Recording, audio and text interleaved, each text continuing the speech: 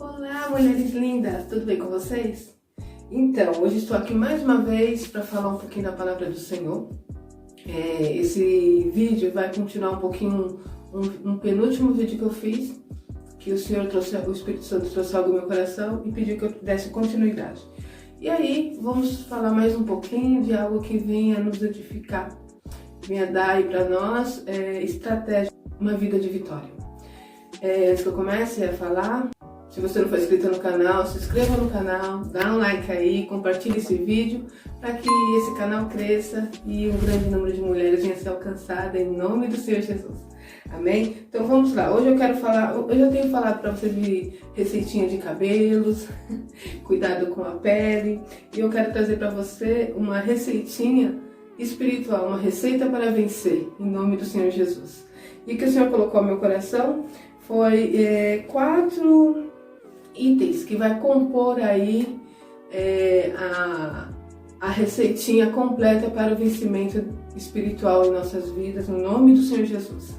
Vamos lá, para que vocês venham entender, o primeiro ingrediente dessa receita é a santificação, sem a qual ninguém verá a Deus, como diz a palavra.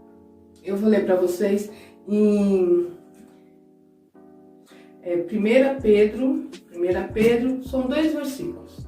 Antes que eu comece a ler aqui a palavra, o que vem a ser isso? Bom, os passos que nós temos que ter perante nosso Deus, nosso Senhor Jesus Cristo.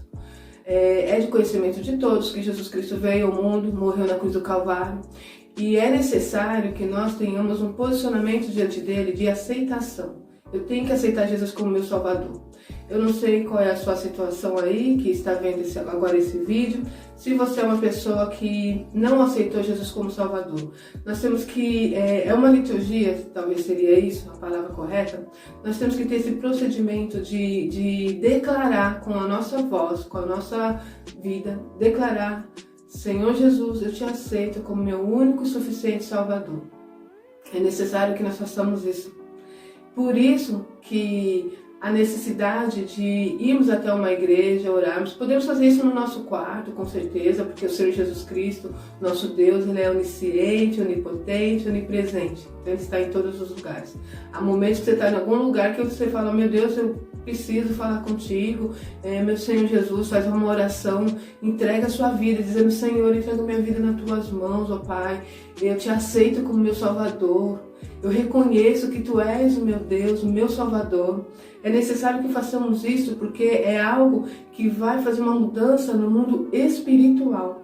Assim como nós sabemos que aqui na nossa terrinha, né, no nosso mundo material, há momentos aí que pessoas têm que declarar. Por exemplo, um médico, né, ele estuda aí 5 anos, ele faz uma declaração ali que ele tem coisas a seguir, né, que ele, a partir daquele momento, por exemplo, ele tem que salvar vidas a qualquer momento, em qualquer situação. Então ele vai ali prometer, assim também como um advogado que estuda e vai prometer fazer o juízo correto, fazer as coisas que dizem respeito àquele cara. É mais ou menos para que vocês consigam entender o porquê que é importante eu dizer: Senhor Jesus, eu te aceito como meu único e suficiente Salvador.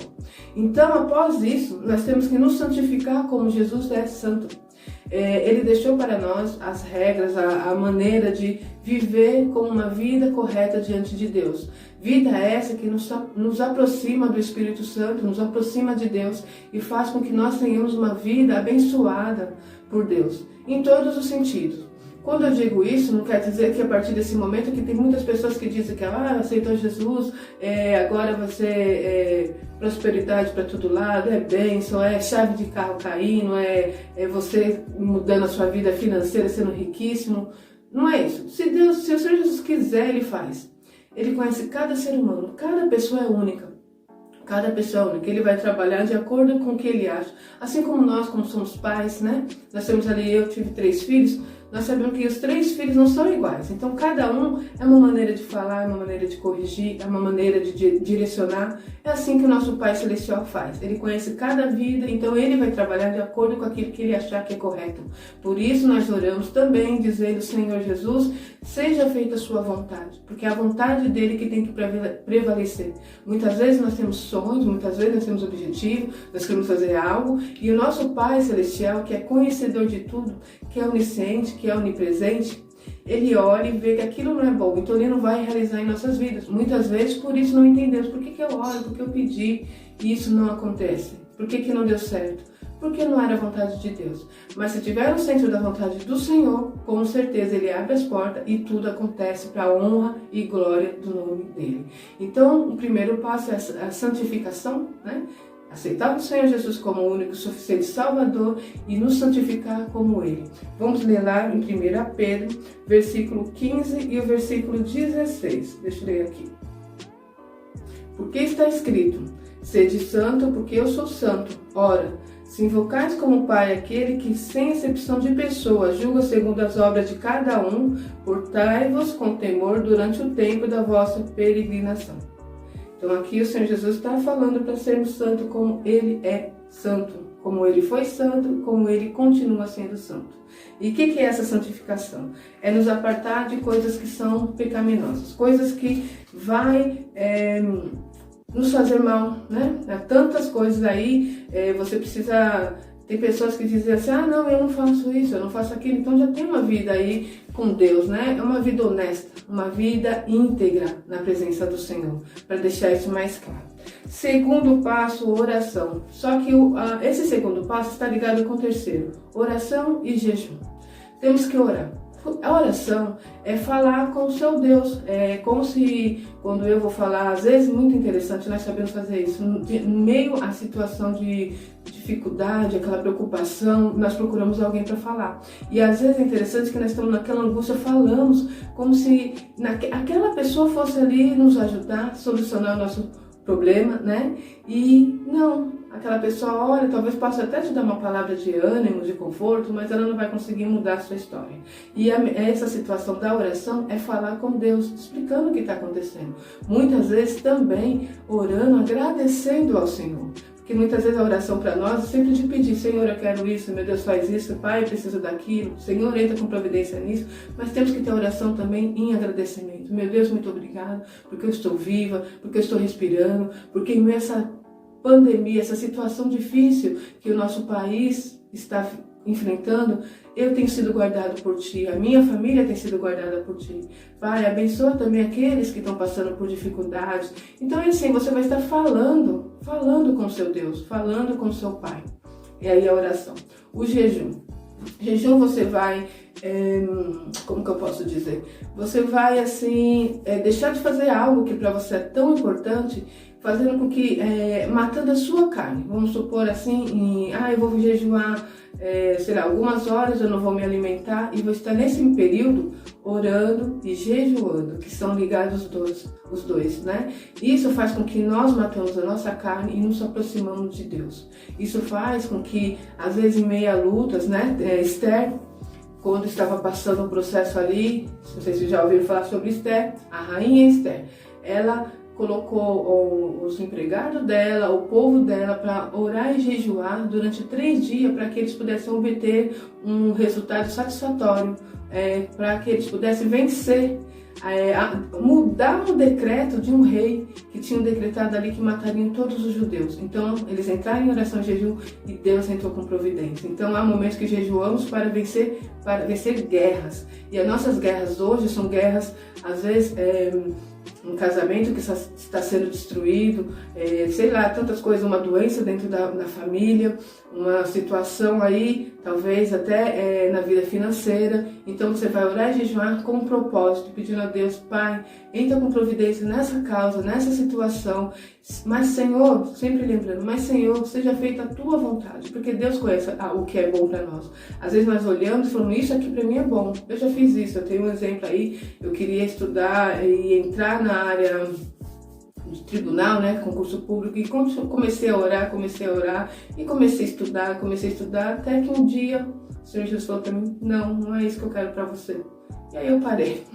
Para mim aquilo ia ser tão bom, e eu falei, poxa, por que Deus não quer, né? Vou ganhar um bom salário, vai mudar a minha história, mas o Senhor falou para mim que não era essa a vontade. Então, para outros, Deus abriu a porta nesse sentido. Então é isso, gente. Para cada um, Deus sabe o porquê. Às vezes nós não entendemos no momento, mas lá na frente entenderemos. Mas o importante é que oramos e jejuemos e pedimos ao Senhor que sempre seja feita a vontade dele em nossas vidas.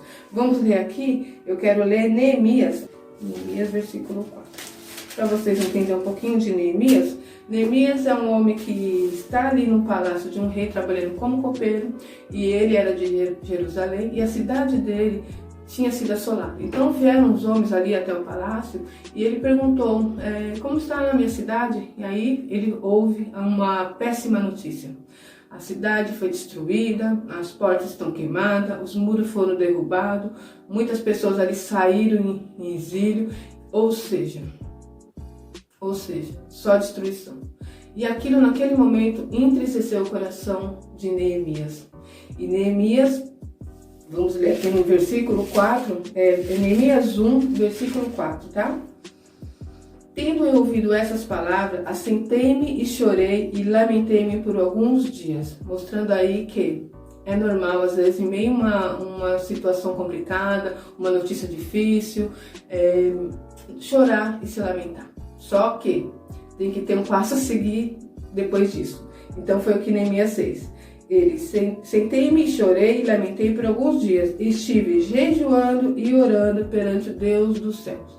E o que aconteceu foi que ele orou e jejuou e Deus entrou com providência, fazendo com que o rei olhasse para o copeiro. Observa você uma situação em que um rei tem tantas coisas a fazer no palácio e não vai se preocupar se o copeiro está doente, está triste, como que está a situação do copeiro. Mas Deus entrou com providência e fez o rei olhar para Neemias e percebeu nele uma tristeza e perguntou o que estava acontecendo. E Neemias disse o que estava acontecendo e simplesmente o rei disse: vá à tua terra, leva armamento, cavalos, homens, faça como você quiser, vá lá resolver a sua situação. Então Deus entrou com providência e essa história diz que Neemias levantou o muro ali e ele recebeu a vitória em nome do Senhor Jesus através da oração e do jejum.